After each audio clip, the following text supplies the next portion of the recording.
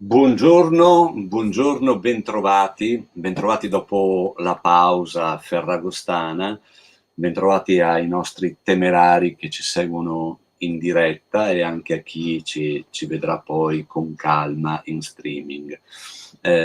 Volevo ringraziare i 150 che hanno seguito dal nostro canale YouTube la quarta puntata. Siamo alla quinta puntata di Magazine, il magazzino di idee della Maratona di lettura Il Veneto Legge, che è una manifestazione promossa dalla Regione del Veneto in collaborazione con l'Ufficio Scolastico Regionale e l'Associazione Italiana Biblioteche Sezione del Veneto, e sostenuta poi dai librai e dagli editori regionali. Con me c'è sempre immancabilmente Oreste Sabadin. Ecco che compare Oreste Sabadin.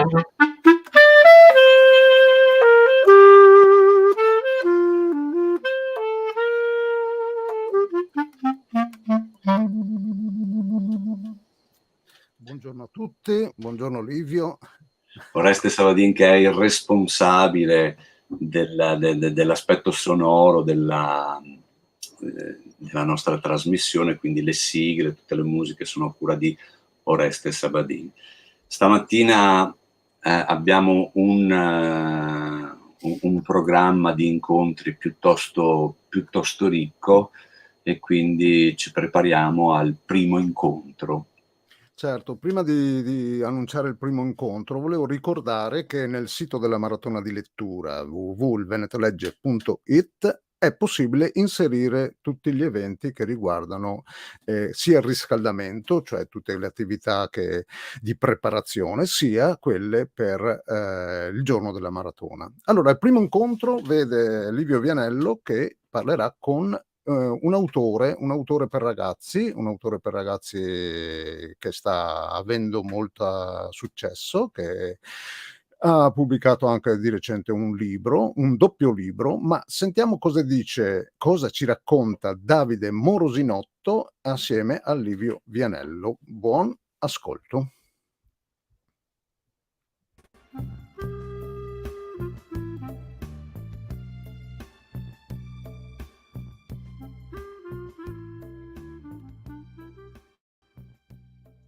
Bene, eccoci con Davide Morosinotto, uno scrittore di libri per ragazzi. Devo confessare che questo incontro con Davide a me riporta in qualche maniera all'affermazione del giovane Holden, che diceva: no, mi fanno impazzire quei libri che quando hai finito di leggerli vorresti chiamare al telefono il tuo scrittore preferito e che fosse tuo amico. Quindi esibisco subito la mia passione per i libri di Davide Morosinotto. Intanto grazie per la disponibilità. Grazie a te. E partirei dai luoghi. Nei tuoi romanzi l'ambientazione è spesso lontana dall'Italia. So che per scriverli a volte li hai accompagnati anche con dei viaggi. Ecco, volevo sapere se invece i luoghi della tua infanzia e della tua adolescenza, e quindi Este, la pianura, i colli, sono mai entrati in una tua narrazione? Guarda, mi fa molto ridere perché per ora no, ma il libro che uscirà a Natale, quello nuovo, è proprio ambientato a casa mia. Per una scoperta abbastanza strana. Io non vivo più a Este da tanti anni, sono andato via quando ho cominciato a fare l'università, quindi sono cresciuto lì, sono stato lì 19 anni e poi sono andato da un'altra parte. Quando ero ragazzo e abitavo lì avevo sempre un po' questa sensazione di dire è un posto dove è un posto normale, dove dove non è mai successo niente, dove non ci sono storie, che in realtà a vederla con degli occhi esterni, quando lo racconti in giro ti dicono: ma come, sei attaccato a Padova, sei attaccato a Venezia, sei in un posto dove in realtà sono successe tantissime cose, però la mia percezione era quella lì. E invece l'anno scorso ho scoperto una mezza leggenda in realtà, però molto affascinante, e cioè che Attila, il flagello di Dio, quando venne in Italia passò proprio da quelle parti e sembra che insomma sia passato anche per Este radendola al suolo. E quindi questo è lo spunto della mia nuova storia. Senti, non so se a te piace essere etichettato come scrittore d'avventura, dove saresti naturalmente in ottima compagnia. Eh, ecco, mi piacerebbe sapere che spazio ha l'avventura nella contemporaneità, nel senso che a volte facciamo riferimento anche nei tuoi libri a delle avventure che sono fisiche, si svolgono in degli spazi ben definiti, no? E quindi anche esotici per certi aspetti, mentre le esperienze che sempre di più viviamo a volte ci portano a delle esperienze più votate al virtuale. Quindi che spazio ha l'avventura nella tua vita o nelle vite più in generale? Ma allora io faccio un lavoro bellissimo, secondo me, ed è bellissimo anche perché per poter raccontare delle storie tu devi avere delle esperienze, no, da raccontare. E quindi spesso e volentieri i miei libri sono delle scuse che mi permettono di incontrare persone interessanti o fare delle cose molto, molto interessanti.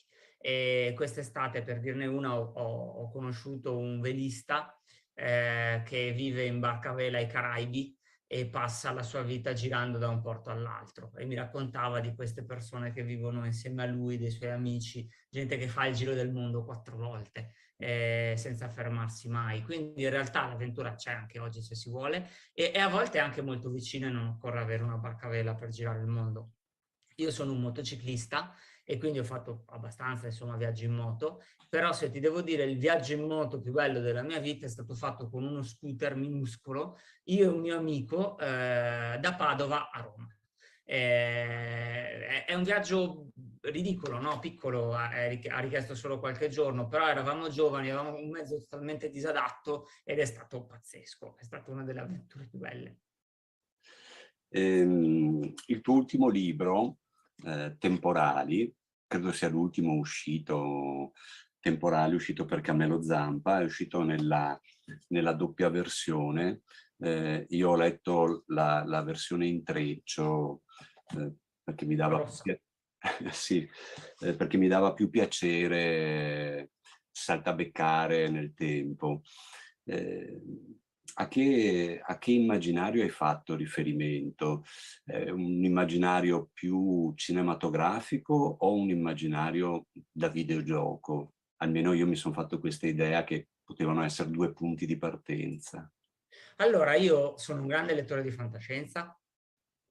Quando tu prima hai detto ti etichettano come scrittore di avventura, a me fa sempre un po' strano, perché senza dubbio è vero che i miei libri che hanno venduto di più sono libri di avventura, ma io ho scritto soprattutto fantascienza, come numero di cose che ho fatto, come numero di cose che ho letto, quindi io mi sento più da quella parte. E tanti videogame, io ho lavorato anche nel campo di videogame per molto tempo, mentre ammetto che di film di fantascienza ne vedo pochini, perché spesso sono tratti dai libri e io ho paura di essere deluso. E quindi anche quest'anno, non so, è uscita la fondazione di Asimov come serie TV. Io non ho avuto il coraggio di leggere, di guardare i film, perché ammetto che so che ho quei libri troppo forti e troppo importanti per andarmeli a rovinare, insomma, quindi sono più che altro quelle cose lì. I giochi sicuramente sono importanti, anche perché in una storia che parla di viaggi nel tempo, la possibilità di giocare con i paradossi e anche, per esempio, la scelta che abbiamo fatto con Sara e Francesca, che sono Cammello Zappa, ha un elemento di gioco. Scegli tu, lettore, in che ordine vuoi leggere la stessa identica storia e quindi decidi un po' che sapore vuoi che abbia, perché la cosa strana è che a seconda di come la leggi cambia un po' il sapore che ha. È più lento, più veloce, è più facile, più difficile, capisci certe cose in modo diverso e quindi cambia. E sempre per stare in temporali, nei tuoi libri spesso appare la storia grande, la storia con la S maiuscola. Uno dei miei preferiti è, aspetta che è il titolo, La sfolgorante luce di due stelle rosse, è uno dei miei preferiti, sì. Volevo sapere se la storia, visto che adesso vivi a Bologna, in qualche maniera è stata un punto di partenza, uno snodo da cui partire. Ma allora sì, ed è un elemento tragico che è successo il 2 agosto del 1980, cioè ovviamente la bomba alla stazione di Bologna, che è successa quando io ero appena nato praticamente. Io sono nato a marzo dell'80, quindi quando è successo io ero ovviamente troppo piccolo, avevo pochi mesi, e adesso vivo a Bologna da 20 anni. E è ancora una cosa che è molto viva, è molto qui, è molto presente. Nel mio libro si parla di una bomba e di una bomba che sconvolge la città, e gli agenti temporali del mio libro devono fare in modo che questa bomba non esploda e che quindi questo evento non si verifichi. E lo fanno un po' all'ombra di questo elemento storico, che per una persona che vive a Bologna è impossibile non vedere, non sentire. Ogni volta che tu vai in stazione c'è l'orologio con le lancette ferme, e quindi è davvero una cosa che ecco, è una storia così grossa che è ancora contemporaneità. Ti farei un'ultima domanda. Nella tua copertina della tua pagina Facebook c'è un'immagine di Ugo Pratt. Adesso non ricordo a memoria se è tratta da Sirac al Bundukuyak, è Favola di Venezia, ecco, che è un fumetto che ho incontrato in adolescenza e che continuo a rileggere di tanto in tanto, come il resto dei romanzi di Ugo Pratt. Ecco, volevo sapere se Ugo Pratt ha un posto anche nella tua libreria, nel tuo scaffale ideale. Guarda, ecco, Prati invece l'ho scoperto anch'io al liceo, quindi insomma in adolescenza, con sai, non so se ti ricordi La Repubblica, che aveva fatto uscire erano delle monografie su vari autori. Mi pare che la prima fosse proprio quella di Pratt, c'era La Favola di Venezia e c'era La Ballata del Mare Salato, messi insieme in un unico volume. Io non credo di averci capito granché la prima volta che ho letto quella cosa lì, però ti arriva con una forza che lui aveva una capacità di, appunto, di farti arrivare delle cose. La Ballata del Mare Salato presenta il suo eroe, che è Corto Maltese, e lo presenta, non so se ti ricordi, legato su una zattera in balia del mare con Rasputin che lo tira su. E il presentare un eroe in questo modo, secondo me, è un inizio davvero geniale. E Favola di Venezia è geniale per mille ragioni, dall'ottica che ti riesce a dare sulla città, che è nuova e antica, al fatto che mescola il sogno alla realtà in un modo pazzesco. E quindi sì, è uno dei miei numi tutelari. Bene, ringrazio Davide Morosinotto per la disponibilità, staremo ancora un po' a chiacchierare con lui, ma spero ci saranno occasioni anche dal vero. Grazie e a presto. Grazie mille, grazie Livio.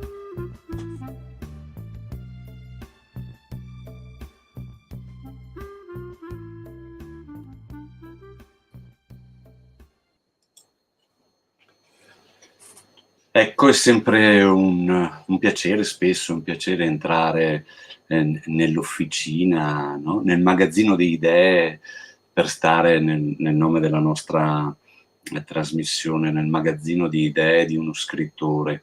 Nella puntata precedente avevamo esplorato un po' l'universo di Ginevra Lamberti, questa volta abbiamo cambiato, no? Ginevra Lamberti scrive per un pubblico di adulti, mentre Davide Morosinotto, la sua produzione è rivolta soprattutto ai ragazzi.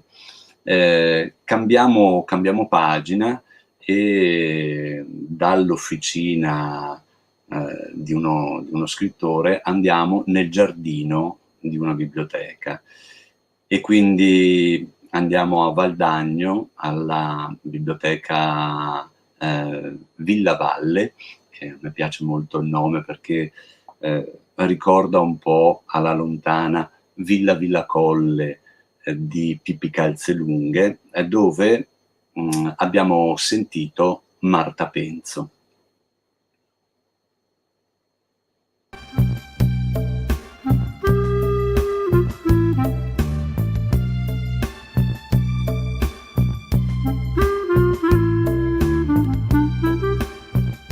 Diamo il benvenuto a Marta Penzo, che ringraziamo per essere qui con noi. Marta Penzo della biblioteca Villa Valle di Valdagno, in provincia di Vicenza. E la biblioteca è inserita in questa villa, appunto Villa Valle, no? E la villa ha un parco a disposizione, che è inserita poi in uno spazio verde abbastanza importante, se non sbaglio, nella città di Valdagno. Chiediamo a Marta Penzo, che tipo di parco avete a disposizione? C'è un prato, alberature, arbusti, c'è una pavimentazione? Sì, buongiorno. Allora, il parco che abbiamo a disposizione non è grandissimo, però è un prato sia davanti all'ingresso della biblioteca sia sul retro. Una volta il parco, appunto, come dicevi tu, era molto più grande, di proprietà dell'originario proprietario della villa e quindi appunto la famiglia Valle. Poi nel corso del tempo sono state fatte chiaramente delle modifiche, per cui ad oggi il nostro vicino di casa ha buona parte del parco. La biblioteca ha mantenuto una piccola parte dell'originario parco. Abbiamo un albero secolare, un platano secolare, che è proprio anche inserito nel censimento nazionale degli alberi secolari, che proprio saluta chi entra, è proprio all'ingresso, è un albero bellissimo, e poi prevalentemente prato. Era un prato che fino a qualche anno fa era solo prato, cioè non aveva disponibilità di accoglienza per le persone. Abbiamo quindi scelto di inserirci delle panchine, delle poltroncine, dei tavolini, tre gazebi con i tavoli. Finalmente siamo riusciti ad avere anche una fontana quest'anno, una fontanella per avere acqua e poter darla da bere anche ai cani che vengono nel nostro prato. Abbiamo scelto che sia sempre aperto, anche in orario di chiusura della biblioteca, quindi con cancello automatizzato, dalle 6:30 di mattina alla sera alle 9:30 d'estate, chiunque può entrare. E poi sul retro d'estate c'è la spiaggia retro, quindi abbiamo arredato il giardino con i nostri ombrelloni bianchi e blu, gli sdrai blu, e quindi uno spazio di relax in cui le persone, sia che frequentano la biblioteca ma anche no, possono rilassarsi, chiacchierare o anche portarsi fuori libri, giornali, studiare, eccetera. Ecco, quindi abbiamo cercato di rendere accogliente il nostro spazio verde e di farlo diventare una propagine proprio della biblioteca verso l'esterno. Bene, si nota questa vostra attenzione per l'ambiente esterno, questo verde urbano, questa natura, no? Ci sono varie iniziative, non so, cito la biblioteca al parco, le cose con le api, poi anche nelle bacheche letterarie, che sono queste raccolte di citazioni di poesie del vostro sito, c'è il florario, il pianeta Terra, l'inno alla natura, c'è anche uno spazio dedicato per le letture. Sì, c'è anche uno spazio, un'arena di lettura, un'arena di legno appena dentro dal cancello, in cui possono trovare spazio una 25-30 persone, che è stata proprio posizionata con la intenzione di fare delle letture ad alta voce. Ma come nasce e come si sviluppa questo vostro interesse così specifico per l'ambiente naturale o naturale urbano, questo rapporto tra uomo-natura, uomo-biblioteca, biblioteca-natura? Ma io credo che nasce tanto tempo fa, nasce ormai 20 anni fa. Ehm, è stata una cosa molto spontanea, molto naturale, così come a casa nostra, se noi abbiamo desiderio di accogliere bene le persone che vengono a trovarci, di solito in casa nostra c'è qualche pianta, c'è qualche fiore, e se abbiamo la fortuna di avere un piccolo spazio verde fuori, lo rendiamo accogliente, lo rendiamo fruibile. Ecco, io sono abituata e con i miei collaboratori cerco di trasmettere questo pensiero che la biblioteca è sicuramente la casa di tutti, è la casa di tutti coloro che vogliono frequentarla, però noi dobbiamo sentirla, noi che la gestiamo, anche noi come casa nostra, ma non nel senso di una nostra proprietà che non è per gli altri, ma proprio nel senso dell'accoglienza. Quindi tutto ciò che facciamo deve essere volto a rendere accogliente lo spazio che poi le persone hanno l'opportunità di vivere. Avere un giardino davanti alla biblioteca è un'opportunità grandissima. Il verde dà gioia, dà emozioni. Parlavamo proprio stamattina del fatto che non siamo ancora riusciti ad avere delle piante profumate per cercare di curare anche questo aspetto, no? La bellezza di avere un buon profumo quando si arriva in un luogo. E ci stiamo lavorando, insomma. Poi abbiamo il nostro prato fiorito, uno dei tanti prati fioriti della Biblioteca dei Semi, anche in biblioteca, nel giardino della biblioteca, dove abbiamo quindi tutti questi insetti impollinatori che vengono a trovarci e che noi fotografiamo con la nostra app di monitoraggio per la Citizen Science. Quindi, certo. Che poi il prato fiorito è sempre cangiante, no? Perché cambiano le stagioni, quindi è sempre una sorpresa, no? Anche se si rinnova ogni anno e cambiano anche le zone dove nascono certi fiori, e certo. quindi anche così stimolare la capacità di osservazione è molto importante, avere uno spazio così. Direi di farei anche un pensiero a chi progetta le biblioteche o le inserisce in qualche luogo, di pensarci, no? Di lasciare sempre la biblioteca in spazi dove si può aprire all'esterno e dove magari ci può essere queste variazioni, no? Ecco, senti, allora siamo all'interno della maratona di lettura al Veneto Legge 2022 con i temi principali che sono bibliografia di collina e di montagna. Voi siete in collina e proiettati verso la montagna. Hai magari un consiglio di lettura per i nostri ascoltatori? Sì, certo, ho un autore da consigliare con i suoi libri. Si tratta di Arturo Zanuso, che è uno scrittore valdagnese dei primi anni del 1930.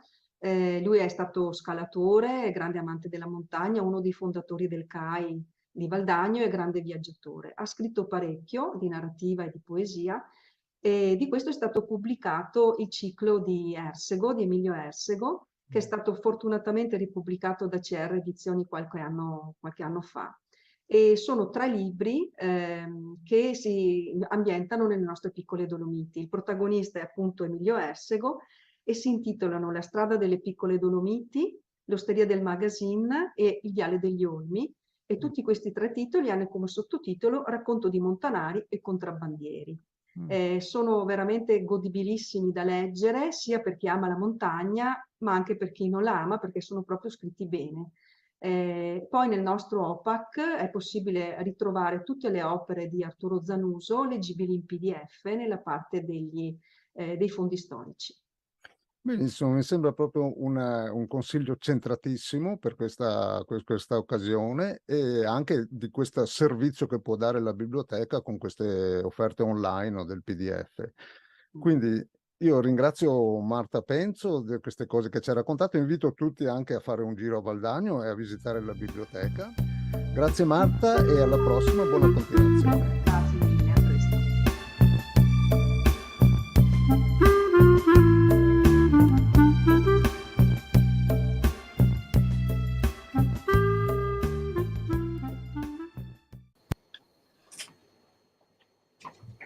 Se c'è qualcuno che pensa che le biblioteche siano solamente dei luoghi in cui si prestano libri, un incontro con la biblioteca di Valdagno può far cambiare la percezione, no, che si hanno di questi luoghi.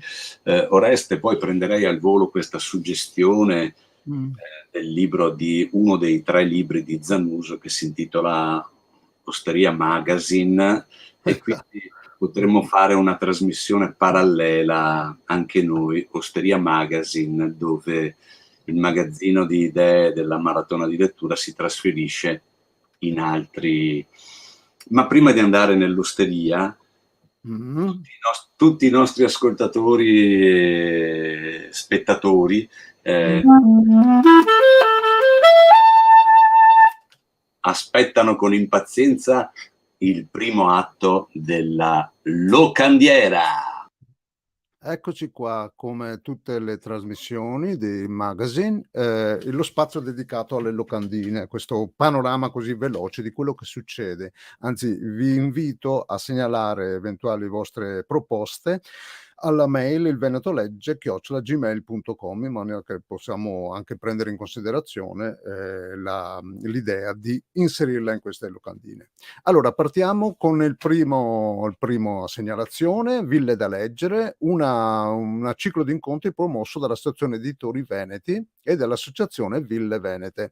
Si svolge in varie province, Rovigo, Vicenza, Verona, Venezia, e è partita il 25 agosto e finirà il 15 dicembre, quindi abbiamo tempo per programmare le nostre visite a queste ville. Ci sarà la visita alle ville, ma ci sono tanti appuntamenti, sono 10 appuntamenti tutti dedicati al Veneto e alla sua cultura, e il giovedì. Naturalmente bisogna confermare la propria partecipazione, ma tutte le informazioni le potete trovare nel sito proprio dell'Associazione Ville Venete dell'Adige.it. Questo riguarda varie province, è inserito in questa più grande iniziativa dell'Associazione Editori Veneti, che si chiama Veneto Love Books. Andiamo adesso in provincia di Verona, 2 iniziative parallele a Villafranca di Verona esattamente, e una sono le letture al parco a cura dell'associazione Mille Fogli, e l'altra è il Ludobus a cura della cooperativa sociale Ermete. Sono pensate per bambini dai 3 ai 99 anni, ci sono varie fasce di età e vari orari. Tutte le informazioni anche qui presso la biblioteca di Villafranca di Verona. Cambiamo provincia, andiamo in provincia di Treviso. La biblioteca di Montebelluna, letture fuori porta, ha fatto una serie di letture nelle varie frazioni. Questo è l'ultimo appuntamento a cura di Susi Danesin il martedì 30, cioè oggi alle 17:30, presso il centro civico di San Gaetano. Tutte le informazioni sempre presso la biblioteca di Montebelluna. Cambiamo provincia, torniamo o andiamo a Mozzecane, in provincia di Verona, e qui c'è una iniziativa legata proprio al riscaldamento della biblioteca, della maratona di lettura, scusate. Cosa succede? Ci sono sotto questa egida dei paesaggi letterari, 2 incontri a cura della professoressa Laura Lenci, e sono dedicati, uno a Giovanni Commisso e uno invece sull'Orlo dei Boschi a diversi autori come Emilio Lussi, Rigoni Stern, Meneghello, Andrea Zanzotto. Anche qui le informazioni si possono trovare sul sito della biblioteca, e avremo modo di parlare di questi 2 incontri così particolari. Ultima segnalazione della prima parte della locandiera, andiamo in provincia di Padova. Abbiamo già parlato di Estemporanea, è una lunga rassegna che avete visto, parte il 6 luglio e finisce il 31 agosto, quindi domani c'è l'ultimo incontro in Villa Kunkler Byron a Este, in provincia di Padova, con 3 personaggi: Sandro Frizerio, Stefano Spagnolo e Andrea Chinaglia. Si chiama In Lagune, suoni e voci letterari della laguna. Qui c'è una citazione di Zanzotto. Questa è laguna, questa non è laguna, questa è l'enigma della laguna, questa è la chiarezza evidentissima della laguna. Andrea Zanzotto, Laguna, sempre con la L maiuscola. E qui ci sarà musica, autori vari da Commisso a Zanzotto, Manganelli, Parise, Scarpa e Frizerio. Bene, abbiamo finito con il primo... E siamo tutti dispiaciuti per la fine del primo atto della locandiera, ma restate con noi che tra poco ci sarà il secondo atto che tutti voi attendete. Ma prima di entrare nel secondo atto della nostra locandiera, entriamo, prima siamo entrati idealmente nel magazzino di idee di uno scrittore, questa volta invece entriamo nel magazzino di idee di un editore. L'editore è Guido Stanel di Becco Giallo, una casa editrice padovana specializzata in fumetti e graphic novel. L'ha sentito Oreste Sabadin e adesso lo sentiamo anche noi.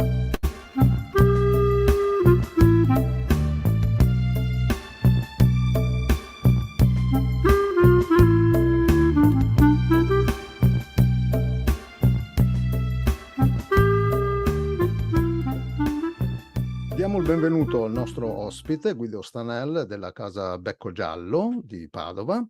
Becco Giallo che nasce nel 2005, fondata proprio da Guido Stanel e da Federico Zaghis, una casa di produzione di libri a fumetti. Allora, più siamo, più cose cambiamo. Graphic journalism, raccontare la realtà. Com'è cambiata secondo voi la realtà attorno a voi o quella che osservate voi e come siete cambiati voi rispetto a questa realtà? Ma allora, diciamo, è cambiato un po' tutto e niente, secondo me, in questi 20 anni dal nostro piccolo osservatorio editoriale qui a Padova, nel senso che da un punto di vista proprio editoriale, delle cose che si possono trovare in libreria o alle fiere o al Salone del Libro di Torino, eccetera, eccetera, è cambiato tutto. Perché? Perché 20 anni fa sì, c'erano diverse centinaia di fumetterie sparse per il territorio italiano dove in qualche modo i fumetti erano custoditi o ghettizzati a seconda dei punti di vista, insomma, che ognuno vuole prendere. In quegli anni, anche grazie al lavoro di Becco Giallo, i fumetti, chiamiamoli come vogliamo, cominciano piano piano a trovarsi anche tra gli scaffali delle librerie di Varia. Cominciano a trovarsi alle fiere del libro tradizionale, eccetera, eccetera. Quindi, se pensiamo che allora le cose a fumetti erano viste con veramente grande sospetto, o comunque con, da un lato, forse un pochino di ignoranza, un po' di prevenzione da parte dei lettori, ma anche degli addetti ai lavori, dei giornalisti, a volte dei librai stessi. Oggi invece le cose sono radicalmente cambiate, basta insomma andare in una qualsiasi libreria per vedere o sfogliare le pagine dei quotidiani, eccetera, per vedere quanto invece oggi i prodotti a fumetti sono entrati a pieno titolo a far parte, insomma, di una competizione editoriale, di un'offerta editoriale degna di questo nome. Noi abbiamo provato, come dicevi prima, a cambiare le cose insieme a delle persone, biblioteche, insegnanti, gruppi informali, associazioni sparse sul territorio, altre piccole case editrici, eccetera, eccetera. Abbiamo cercato di fare la nostra parte, spero che qualcosina, insomma, di buono lo abbiamo combinato pure noi. Ecco. Parliamo del linguaggio adesso, no? Perché forse ingenuamente parlare di fumetti magari si pensa a un classico bianco e nero con le vignette, la pagina divisa, ordinata così. Questo è il Paolo Borsellino. Ma già, per esempio, già nello stesso periodo il Peppino Impastato, qui riedito a colori, la divisione delle vignette era funzionale alla narrazione, no?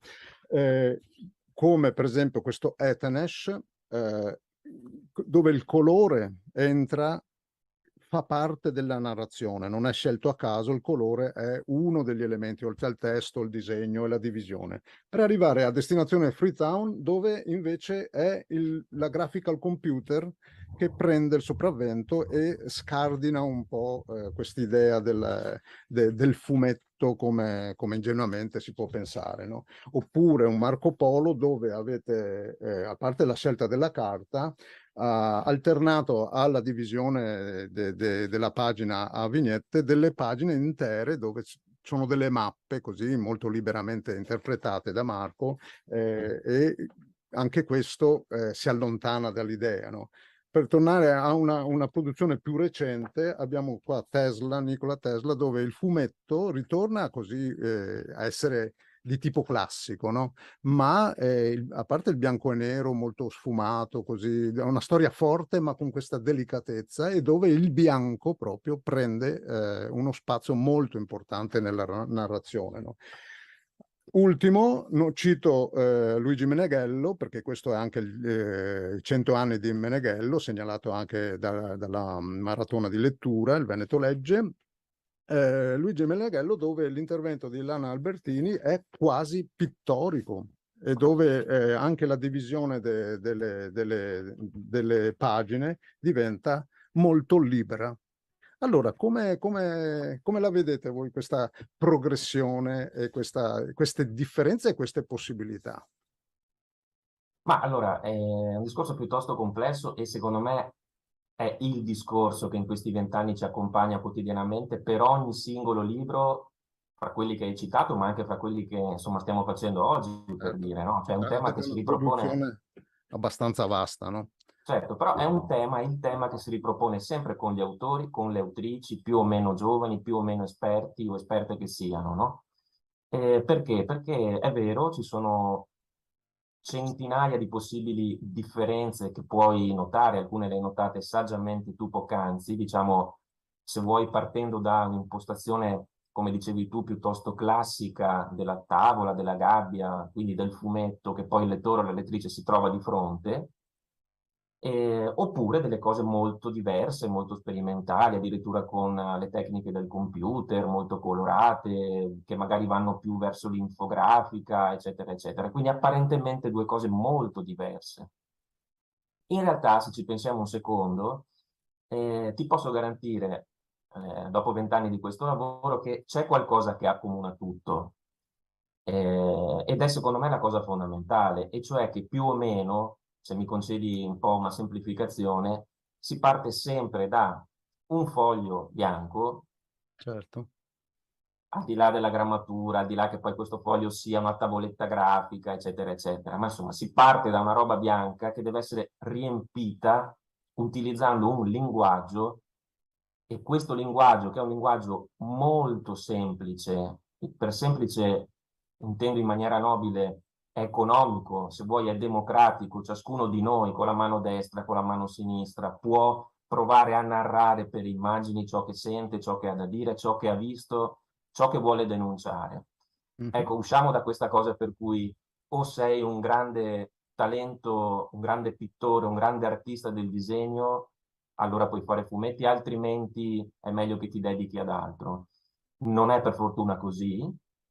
Ciascuno in potenza può proporre, no, il proprio modo di narrare per immagini, di fare un fumetto. Chiaramente, conoscendo i propri limiti, magari cercherà una via più semplice di non puntare tutto sull'estetica, del segno, del disegno, delle atmosfere grafiche, ma punterà su altro. Ecco, però tutti abbiamo la possibilità di confrontarci con questo foglio bianco in maniera veramente molto semplice, economica. Se pensiamo a quanto ci vuole per fare un film, per esempio, su questi temi. Certo, e ci sono molte possibilità e potenzialità anche in un solo segno, basta metterlo da una parte o dall'altra della pagina e il significato cambia. Progetti futuri che avete in programma per quest'anno, il prossimo, oppure a lungo termine? No, stiamo lavorando come ormai tocca fare, insomma, in questa filiera editoriale già al prossimo anno, però ci sono due libri molto diversi fra di loro che però mi piace citare, ancora non è stato fatto, lo sarà a breve, ma insomma uno in particolare si chiama molto semplicemente Gender Queer. Lo cito volentieri perché è stato, insomma, nelle scorse stagioni editoriali, nell'ultimo anno negli Stati Uniti d'America, il libro in assoluto più censurato da parte di diversi stati, biblioteche, scuole, giornalisti, chi più ne ha più ne metta, semplicemente perché racconta in maniera esplicita, come non potrebbe essere altrimenti, secondo me, la storia personale di un'autrice, Maya Kobabe, per cui ci teniamo veramente tanto a questo libro. Il secondo invece si chiama Other Russias, ed è un libro interessante secondo me perché invece cerca di dare voci sempre a fumetti a quella parte di Russia di cui per ovvie ragioni, insomma, negli ultimi mesi, nell'ultimo anno fatichiamo a sentir parlare. È scritto da una attivista russa veramente molto coraggiosa, molto in gamba, si chiama Victoria Lomashko.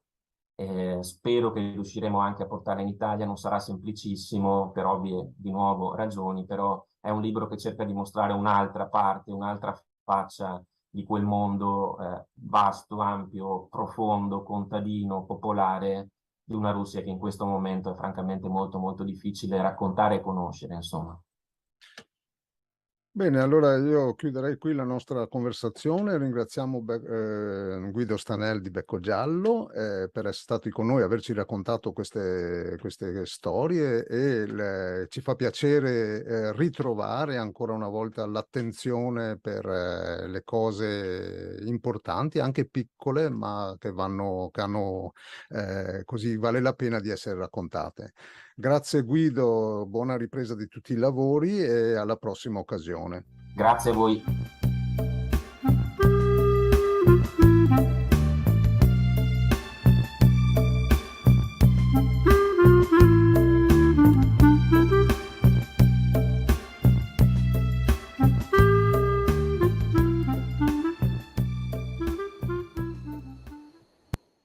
Di solito si prende in considerazione, quando si organizzano delle manifestazioni, gli incontri con gli autori oppure con gli illustratori, però come abbiamo visto da questa intervista con Guido Stanel, a volte è anche molto interessante entrare nel magazzino delle idee per stare sempre nella definizione anche di un editore, cioè gli autori scrivono i libri, ma gli editori li progettano insieme agli autori e li inseriscono in un discorso culturale che è fatto di collane, di scelte ben precise. Quindi di tanto in tanto forse varrebbe la pena anche di incontrare delle figure che magari stanno dietro alle quinte, ma che hanno rilevanza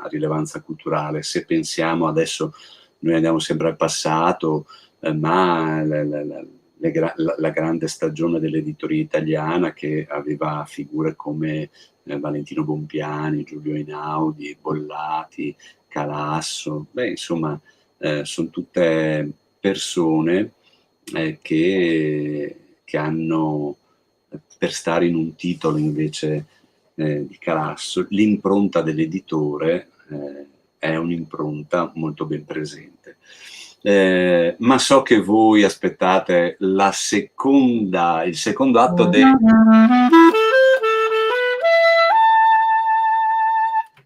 La locandiera. Vai Oreste col secondo atto.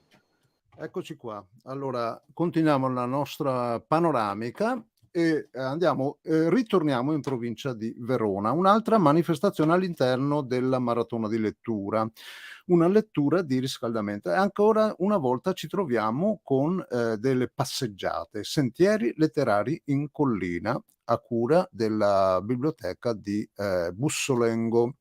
C'è un orario per la partenza, ci sarà queste delle brevi letture tratte dalla bibliografia della maratona, che ricordo è consultabile nel sito www.venetolegge.it, e c'è l'intervento di 2 gruppi di lettura, Leggere a perdifiato e Leggere insieme, che accompagnano questo percorso culturale. Allora, vedete la locandina, anche tutti i loghi della maratona inseriti. Grazie a Bussolengo. Andiamo adesso però in provincia di Venezia, dove parte Settembre Libri, serate letterarie a Salzano. Parte proprio fra pochi giorni, venerdì 2 settembre, con Paolo Malagutti, Il Moro della Cima, poi ci sarà il 9 settembre Andrea Molesini, il 15 settembre Silvia Favaretto. Tutte le informazioni presso il sito del comune di Salzano, provincia di Venezia. Ci spostiamo leggermente più in alto verso il Borso del Grappa, un evento di walkabout. Abbiamo avuto modo di parlare con l'ideatore Enrico Zarpellò in un precedente incontro di Magazine, e adesso ci sarà un walkabout dedicato a Mario Rigoni Stern. L'ingresso libero e gratuito, e in caso di pioggia sarà spostato nella palestra di Borso del Grappa. Tutto questo organizzato dal comune, e quindi nel sito del comune potete trovare tutte le informazioni. Adesso andiamo in provincia di Padova. Un'altra manifestazione dedicata al riscaldamento della maratona di lettura. Sono letture per bambini, ci sono varie fasce di età e c'è un'apertura straordinaria della biblioteca. Tutto ciò a San Giorgio delle Pertiche, e a San Giorgio delle Pertiche c'è la biblioteca. Nel sito e nelle pagine social della biblioteca potete trovare tutte le informazioni. Ultima segnalazione per questa rassegna della locandiera: Sabato 3 settembre alle ore 18 continua Poesia sotto i gelsi, ne abbiamo già parlato, ma è una lunga rassegna dove a Salgareda, proprio nella casa sul Piave di Goffredo Parise. Ci sarà Ronzani Editore che parlerà di poesia contemporanea. Le informazioni nelle biblioteche di Salgareda e di Ponte di Piave, che sono due comuni che concorrono all'organizzazione di questa manifestazione. Chiudiamo qui la rassegna delle locandine e ritorniamo ai nostri ospiti. Ci spostiamo in provincia di Belluno con Valentina Morassutti dell'associazione Villa Buzzati, l'associazione culturale che cura Buzzattiamo. Questo sapete che quest'anno ricorrono i 50 anni della morte di Dino Buzzati, e quindi una bella occasione per parlare con Valentina Morassutti di cosa sta succedendo in provincia di Belluno a proposito di questa ricorrenza.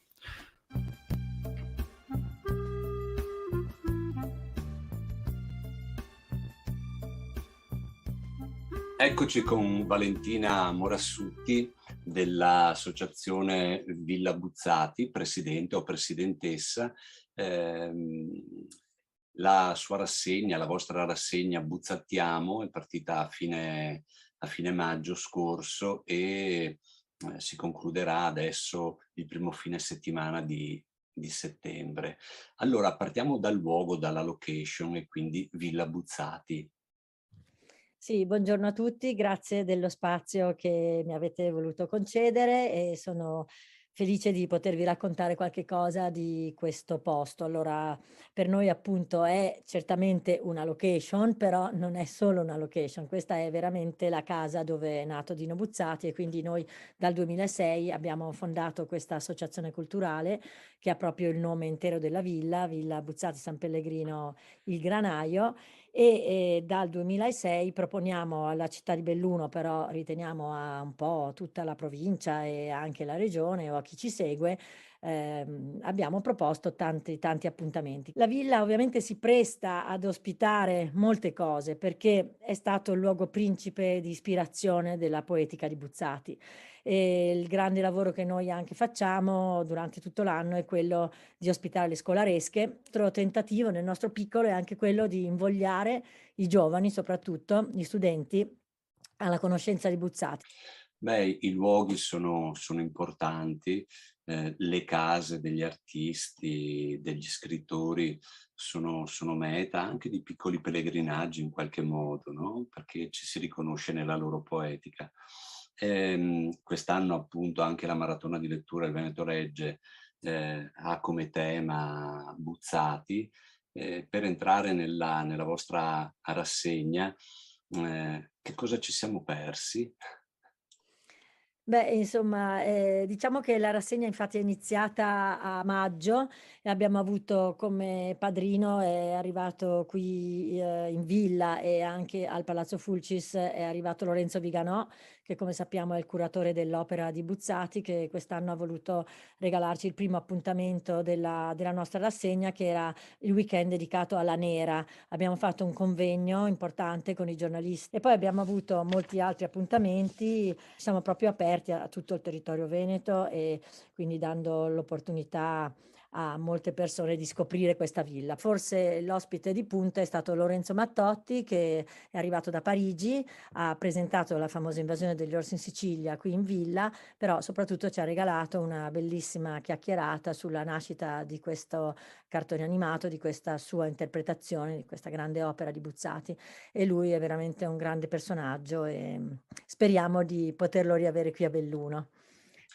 Ci restano il prossimo fine settimana, il 3 e il 4 settembre, gli ultimi due appuntamenti con cui chiudete questa rassegna. Andremo a finire col prossimo weekend, il 3 e il 4 di settembre, con due appuntamenti importanti. Il 3 ospiteremo in prima, diciamo, bellunese, lo spettacolo del Deserto dei Tartari, cioè un vero pezzo di teatro, quindi una trascrizione con l'adattamento teatrale di Maura Pettoruso, scusate, Pettoruso, c'è una S sola, ed è il teatro di Trento Spettacoli che porta questo monologo, Woody Neri è l'interprete.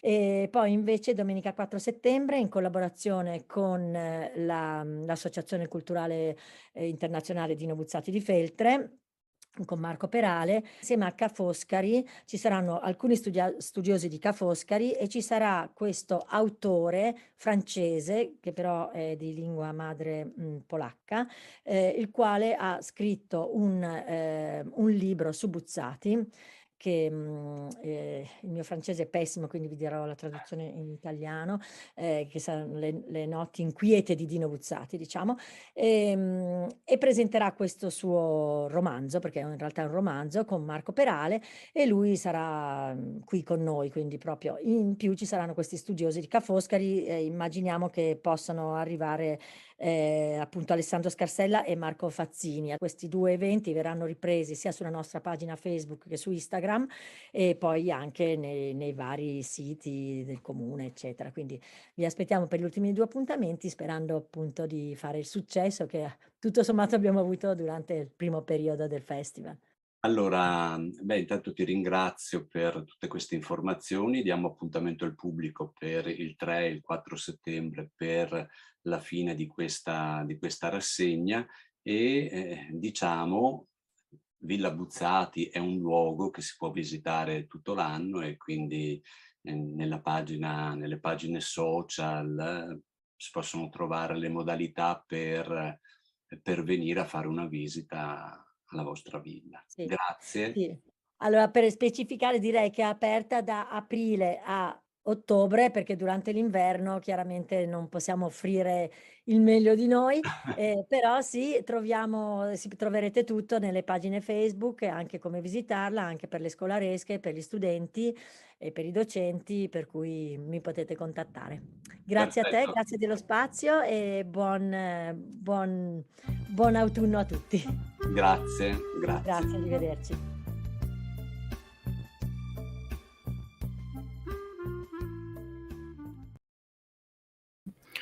Eccoci qua. Allora, ho visto la Villa Buzzati, è davvero un luogo, come si diceva durante l'intervista, che vale la pena di essere visitato. È così anche un modo per avvicinarsi, se qualcuno ha intenzione, all'opera di Buzzati.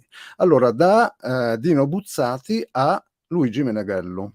Luigi Meneghello, Buzzati quest'anno ricorre il 50° della morte, Luigi Meneghello il centenario della nascita. Allora andiamo a sentire Martina Pittarelli, Trello, con la O finale, che ha messo a punto un reading a proposito proprio di Luigi Meneghello.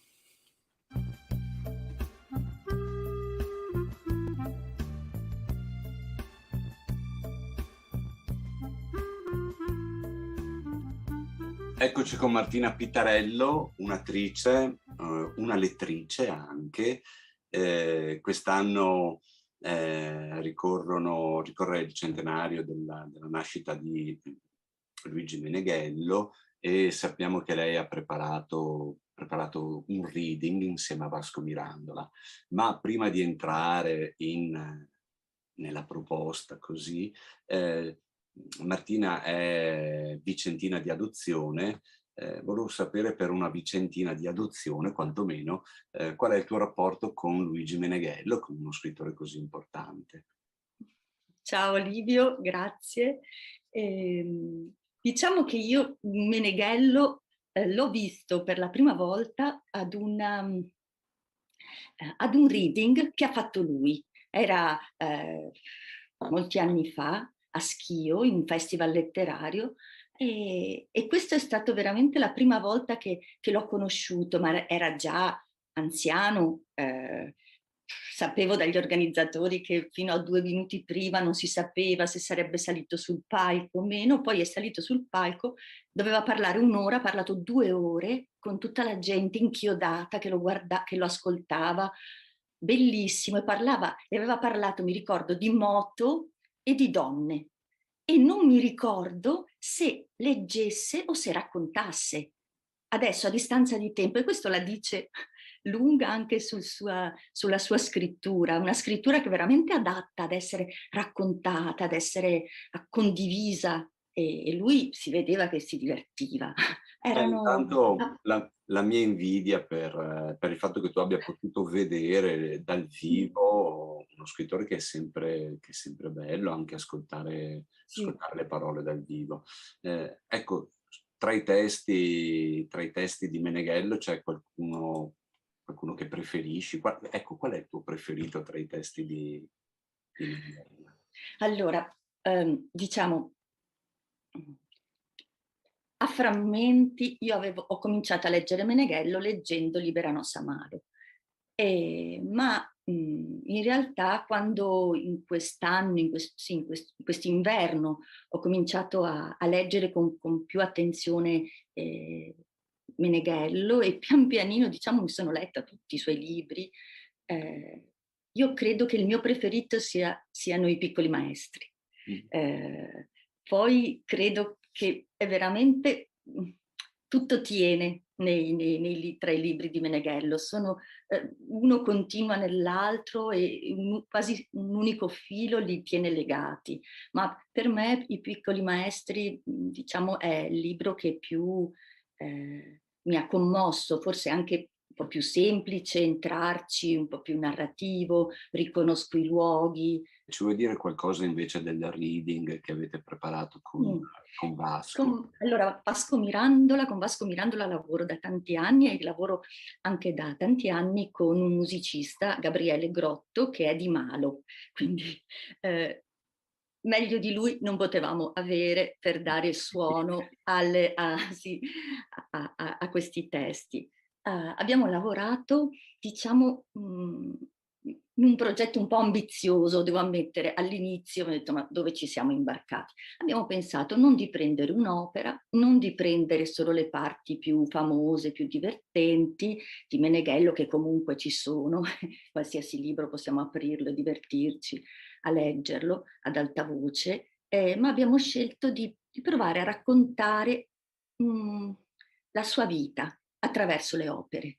Quindi lo spettacolo si intitola Meneghello in 12 quadri, non è stato un viaggio per mare, che è l'inizio di un testo tratto dalle carte, proprio le ultime carte, in cui lui fa una sorta di bilancio poetico della sua vita, e quindi abbiamo trovato questo titolo, anche se quello più indicativo è proprio Meneghello in 12 quadri. 12 quadri che sono proprio l'infanzia, la compagnia, gli amori, la guerra.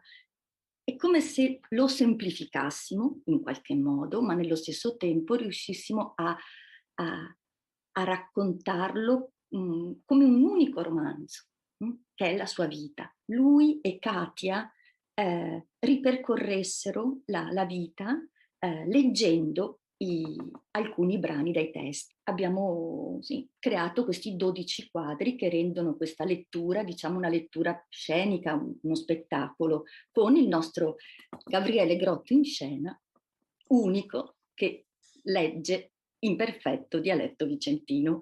Benissimo, allora in attesa di vedervi dal vivo ed entrare in queste atmosfere nei libri e nella vita di Meneghello, ti ringrazio, saluta Vasco e saluta anche Gabriele Grotto, di cui aspettiamo il dialetto di Malo, di ascoltarlo in questa performance. Grazie a te. Ciao, grazie.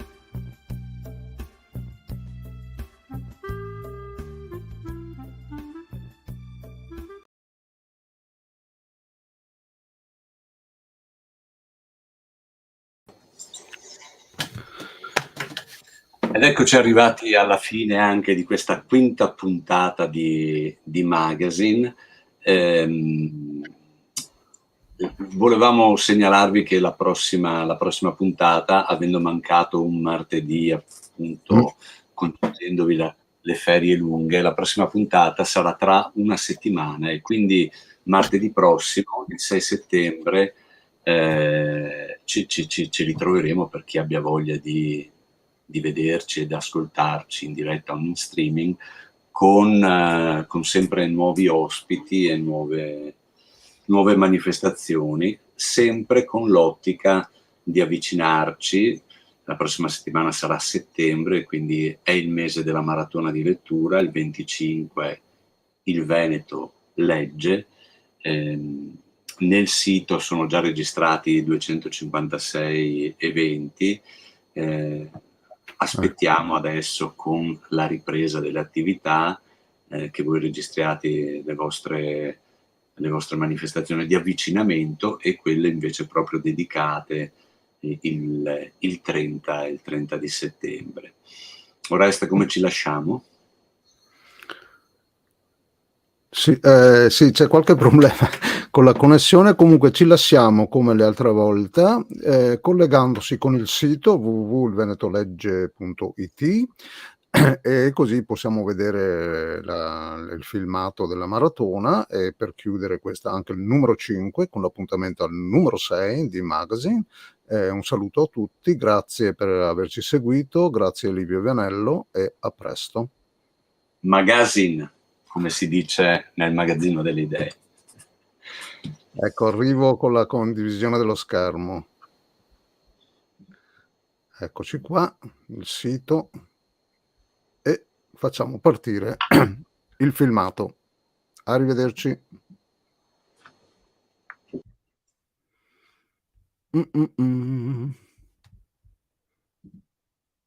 Pronti? Partenza.